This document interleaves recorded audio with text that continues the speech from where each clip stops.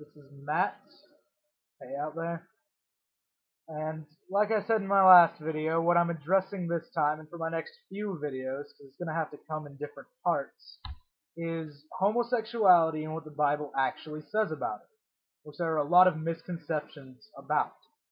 So I'm going to start with Leviticus. A lot of people say that Leviticus says gays are wrong and that's the reason, but the problem I have with this is the book Leviticus itself, which I'm going to read some verses from just so you understand what this book says. Now, the first book and the first verse I'd like to quote is Leviticus 19:27. I have my Bible right here, NIV Bible. So Leviticus, as I said, 19:27. Do not cut the hair at the sides of your head or clip off the edges of your beard. So to start with, anyone who cuts their hair is a sinner in this. Moving to Leviticus 19:19. Keep my decrees. Do not make different kinds of animals. Do not plant your field with two kinds of seed. Do not wear clothing woven of two kinds of material.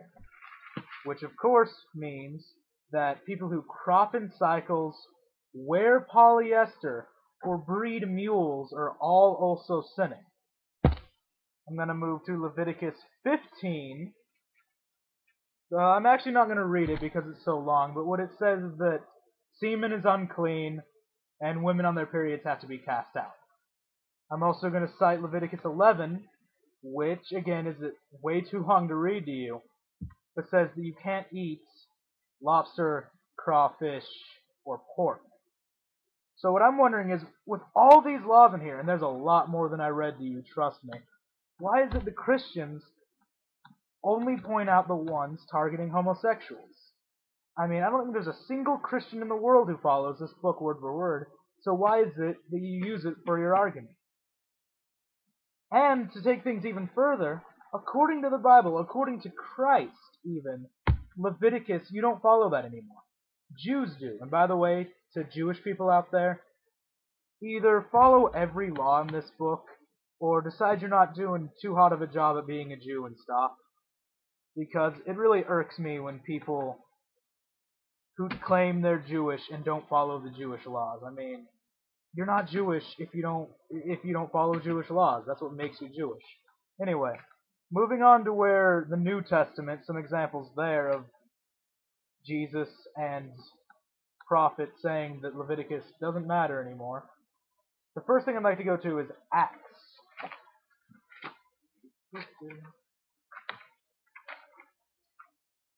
And this is Acts 10 through 16. Which is, and states, he became hungry and wanted something to eat. And while the meal was being prepared, he fell into a trance. He saw heaven opened and something like a large sheet being let down to the earth by its four corners. It contained all kinds of four-footed animals, as well as reptiles of the earth and birds of the air. Then a voice told him, "Get up, Peter, kill and eat it." "Surely not, Lord," Peter replied. "I have never eaten anything impure or unclean." The voice spoke to him a second time. "Do not call anything impure that God has made clean." This happened 3 times, and immediately the sheet was taken back into heaven. Now what I don't get is why so many people don't get the second meaning behind that. It wasn't just that you can now eat unclean food, which is made clear to Christians. Christians don't have to follow that law. But the Bible says if you're a Christian, you don't have to follow anything in Leviticus. So the next thing I'm going to go to is Colossians 2:14, which I have right here. I had to mark all this down so I didn't waste your time searching for it. Which says, having canceled the written code with its regulations that was against us and that stood opposed to us, he took it away, nailing it to the cross. Moving over to Hebrews 7:18, the former regulation is set aside because it was weak and useless. So This went away the moment God was nailed to the cross, the moment Jesus was nailed to the cross. And honestly, as far as it comes to Leviticus, who are we to make Christ's sacrifice vain by not following that one verse? It says clearly that the laws of this book were taken with him when he was nailed to the cross. So, for the first part of this video, which I know is pretty short, no. Leviticus cannot be used as an example because Christians do not use Leviticus. Christ revoked Leviticus. So stop using it as an argument.